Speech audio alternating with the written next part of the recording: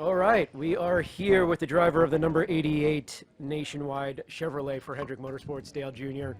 I'll just kick it off right away. Big week for you, obviously. Just take us through how everything's gone since Tuesday. What's that? Sorry, I was No listening to this conversation. I just wanted to see how everything has gone, how your week has gone, and obviously there's been a lot of support since your announcement on Tuesday, and maybe just a reaction to the outpouring of love for you over the last 3 days. Yeah, it's been real positive, which I'm thankful for. Upset, I was worried people were going to be upset and angry, like, what the hell. So I was glad that they, so far, for the most part, it's been real positive. Obviously, the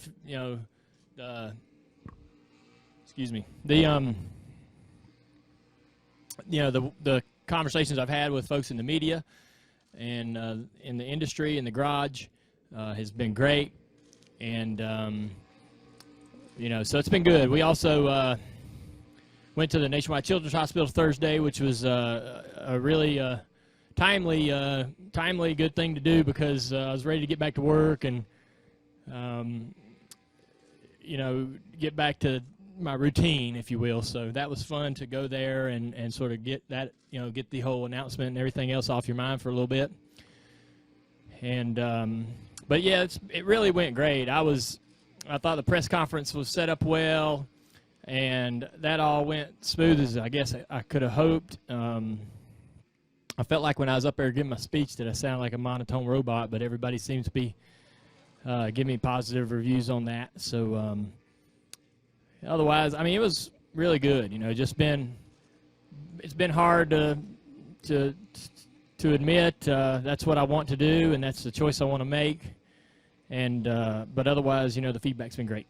Great. Thank you, Dale. All right, we'll start off here in the front with Jim, Jeff, Paul.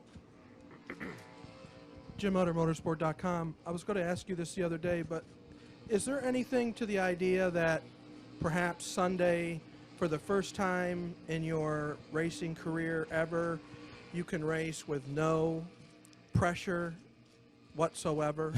As far as you're always looking ahead to something or having to do something, and if that's true, then what's that? Have you given that much thought? Well, I certainly, I think that there'll still be, the fans are going to want you to do as well as they can. So, they're still going to have expectations, as per usual. The team, the guys, they all, myself, we'd love to win some races.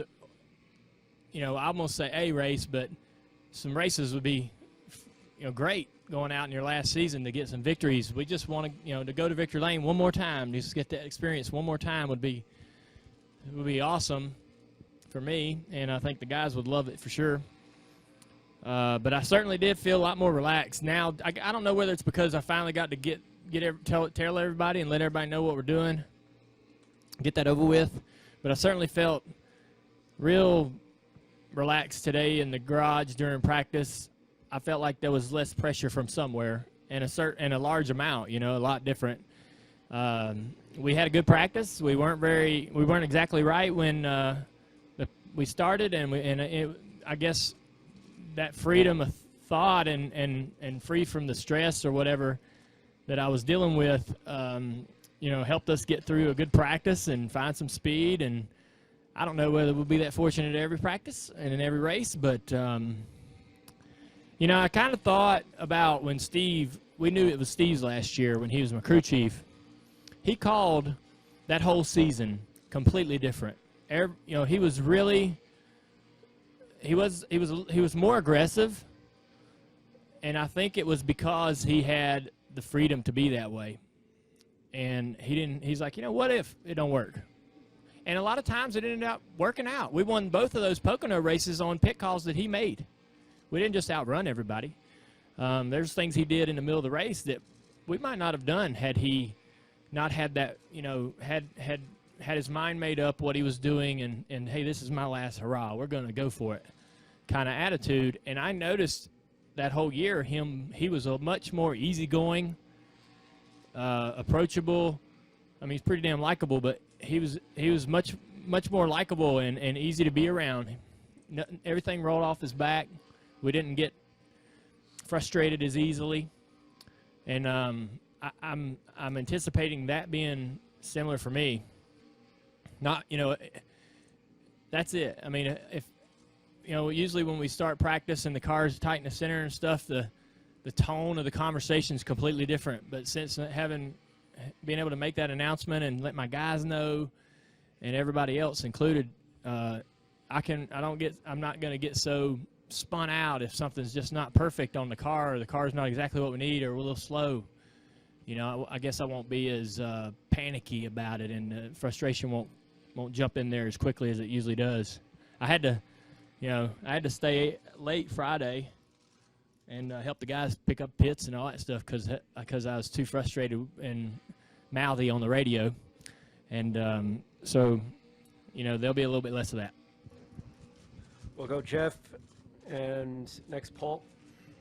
Hi, Jeff Gluck from jeffgluck.com. Not that we're trying to shove you out the door or anything, but there's been a lot of speculation about your replacement. Yep. How much input do you expect to have on that process? I would love to have a lot, but in my position, I'm paid to drive Rick's car. If he wants something else from me, I'm gonna wait for him to ask for it. I wouldn't never go in there and go, man, that's what you guys got to do.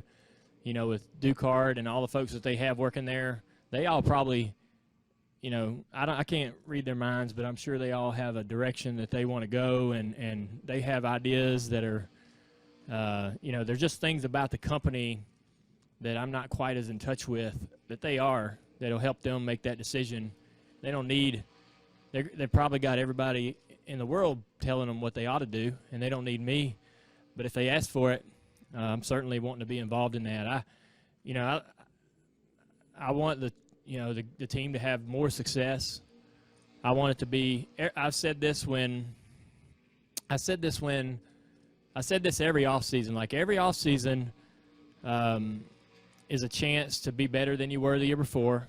If it's an opportunity to make those personnel changes that are in those hard decisions, it's a chance to do it. The things you can't do in the middle of the river, in the middle of the season. And when Steve was on his way out, me and him both said, anytime anybody in the team is being replaced or if they're being promoted, you got to try to make that spot better than it was before. I felt like that Greg was the guy that could come in there and make that job better than Steve. If we're going to make a change at crew chief, we want to upgrade. If we're going to make a change at driver, we want to upgrade. So I want that team, I want them to have a driver that I feel is plenty capable, and because I want to see those guys win races because they're my brothers, and also love it when Rick's happy and he likes to win. So, I certainly have I'm invested in that team personally, so I'd love to be a part of their future and what they decide to do. So I'll just wait and see if that's something they want me to be a part of. Paul? Paul Woody, Richmond Times-Dispatch. Dale, Martin Truex Jr. and Elliott Sadler came in today and said that they wouldn't be where they are now without your help. The younger drivers who've been in today said you've been a big influence on their careers as well. What is it about you that enabled you to help people, that you saw people who needed help and were able to give it to them? Well, one of the things that enables me to do it is our notoriety, our ability to connect with partners, to be able to bring in partnerships to fund that race team at Junior Motorsports. And so, the people want to come there and be a part of that, and that gives us an opportunity to give drivers, crew chiefs, crew members, all those guys a springboard to whatever their dreams are. And like the Navy came to us and said, you guys want to start a team? I mean, why'd they call us? but so I think our reputation and notoriety in the sport led to our opportunities to help those people, and that Navy sponsorship indirectly got Brad Keselowski his opportunity with Penske. We were able to get Brad in the car. I can't run the car without the funding, so it's just our connection with Hendrick as well. We weren't a very competitive team when that communication and connection wasn't as strong. We made a lot of changes in our organization several years ago that increased the communication back and forth. Basically, I brought in a bunch of guys that Rick wanted to cultivate and that were possible future crew chiefs. The next, trying to find the next Chad Knaus. We brought them all in there, and we're responsible for these guys and giving them the opportunity we can to succeed. And it now connects us to Rick, because he has his people in our organization that he's trying to grow. And, like Greg Ives' story is a perfect example.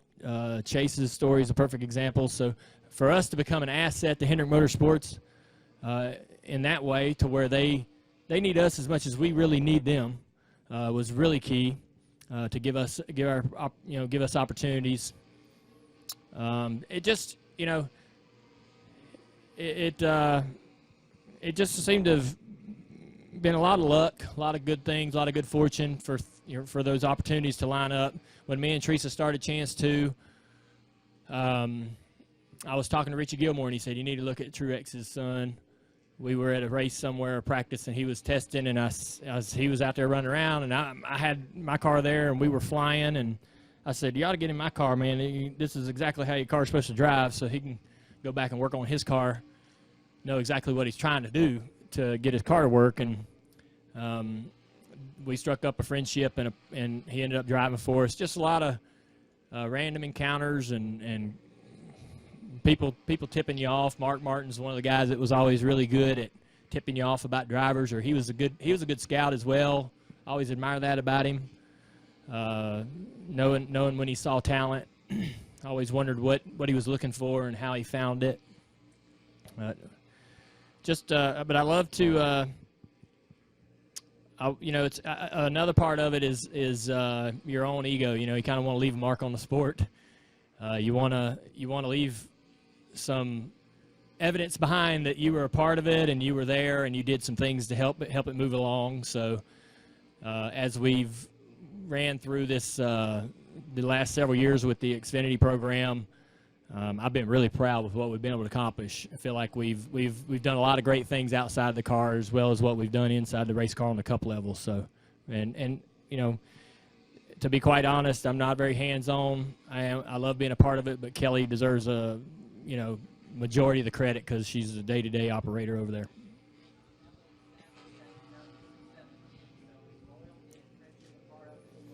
Yeah, I mean, best thing about this job is working with your friends. I mean, when we start going to the racetrack as a kid, you take your buddies. You don't take strangers with you. And if your paths can cross, one of the coolest things about owning that Xfinity team was being able to get my peers, like McMurray, drive my car at Atlanta and win in it. Stewart drove our car several times. Robbie Gordon drove it a couple times.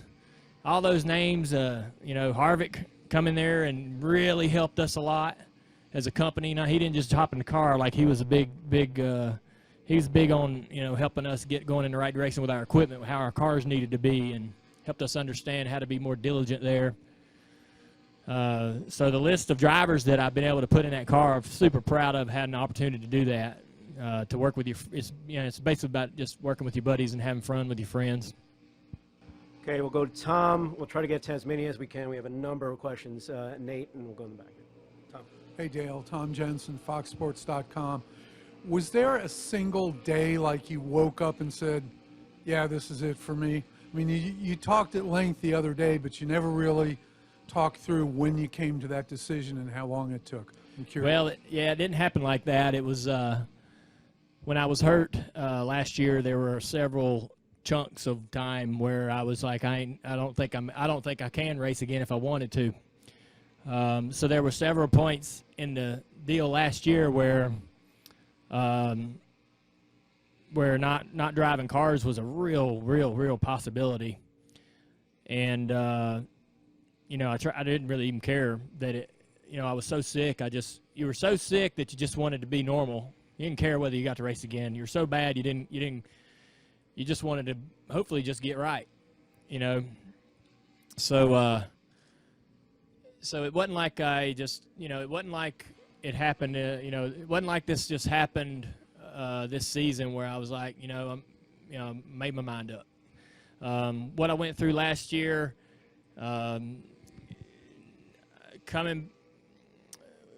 as I got well, the idea of racing became a real possibility. But one thing that never left my mind was, retirement was kind of always in the back of my mind, and I never could get myself to 100% say, man, I want to do an extension. I'm going forward 100%. I'm in mentally, everything's 100%. I couldn't never get there. And, I was like, that must mean it's time for me to hang it up. It's so hard to explain how that happens. At least for me, it wasn't something that just, it wasn't like a switch, It was kind of like just a long, what's it been, 10 months since I got hurt? That whole experience is part of the decision, It's not really just like one reason or nothing really stands out. It just it's what I need to do, and I need to do it. I need to make this decision. My heart still loves to drive, and I will have so much fun the rest of the season doing that. But there's a time when it's got to come to an end, and that's how it is for me. Hank? Hey, Dale, I know you said Tuesday that you don't really want this to be a tribute tour, but obviously with your popularity and the way the sport has struggled with fans. Did I say that? Kind of. Man, why did I say that? You can only have so many rocking chairs, man. That was dumb. But obviously with your popularity and the way the sport has struggled, tracks are going to kind of milk you for everything they can, right to the finish line. Are you cool with that? And is there a way to use that to kind of promote something else, that you're leaving behind? Yeah, I don't really know about the second part of that question, but the tracks got to do what they got to do. None of that is going to rub me the wrong way, and in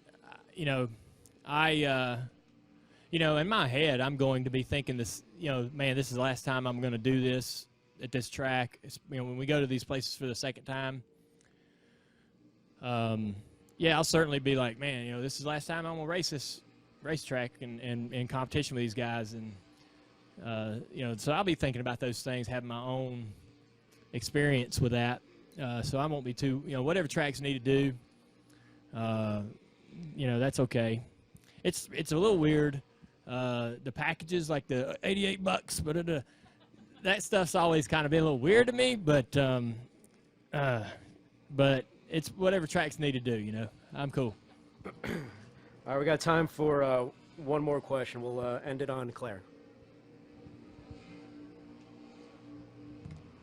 Claire B. Lang, Sirius XM NASCAR Radio. Dale, how will you decide what it is that you'll do next? I heard there's a big agency hired. Kelly be involved. You probably have some philanthropy ideas. And how will you make the decision? Take some time with it, but how will you? I couldn't talk to anybody about what opportunities were out there. I got a lot of things, obviously that I'm interested in to see if I'm wanted and see if there's places for me to be. And Rick's told me he wants me to be involved in HMS. I don't know what that means, but I want to be a part of racing. I know that. So whatever he wants me to do, I'm certainly open to sitting down and seeing how I can be useful. Obviously, I enjoyed my fun in the booth if that's an opportunity for me, I'm certainly going to have those conversations to find out. But I haven't been able to really talk to anybody and even try to sort that out because I couldn't communicate to anyone, man, I'm going to retire, so can we talk about X, Y, and Z? And as you think this is something I could do? But now I can. Now I can have those conversations with the people that I really trust. And yeah, we did team up with an agency, and we, we met with several. It was really coincidental. It wasn't connected to the retirement decision because we still kind of hadn't made that decision in the initial meetings. But we ran through we vetted out a few opportunities with different agencies, and we basically did that solely because we feel like we've exhausted everything we can do within our own, under the roof at Junior Motorsports with my sister Mike Davis. We kind of want to open ourselves up to what other opportunities and possibilities there are for us, and whatever ideas that they might have. So that just seemed to be the time is right kind of decision. Not really. I hadn't chosen fully to retire when we started meeting with them, but that's going to be some stuff that I think produces opportunities, but maybe not career-long opportunities, just kind of one-offs here and there. We'll just see. I don't know, but I want to stay busy. I want to work. I want to, I would love to be one of the people that I really respected a lot was Benny Parsons. I thought that he left as important of a mark outside the car as he did inside the car. Whatever mark I can leave, I would love to be able to be as big an asset to the sport as I can be beyond driving. It's up to everyone else how big an asset I was up to this point, but I'd love to still, be helpful and do whatever I can to help the sport. I love being around it, being a part of it. I love racing. I love watching racing. And we got a lot of things to be excited about, a lot of young talent pouring in, and they're going to be fun to watch. I'm going to squeeze in one more. I'm sorry I couldn't get to everybody, but Dale's got to go. Well, obviously, anytime we won a race here, that was great. We won a couple cup races, a few Xfinity races. Last year, we won right before that was really the highlight of the season last year. So it's been it's been a great racetrack. I think I like this racetrack so much because it really reminded me of Myrtle Beach, very similar in shape and as well as group level. And I kind of grew up racing at Myrtle Beach for about 4 years in the mid-'90s. So when I came here, I was like, wow, this feels, I'm not intimidated or I don't have to really find my way around this place when I first started coming in the Xfinity Series in '98. Just kind of seemed to fit because of my experience at Myrtle Beach. Dale, for all the you. time. See y'all. Sorry for those that didn't get a question in. Good luck this weekend.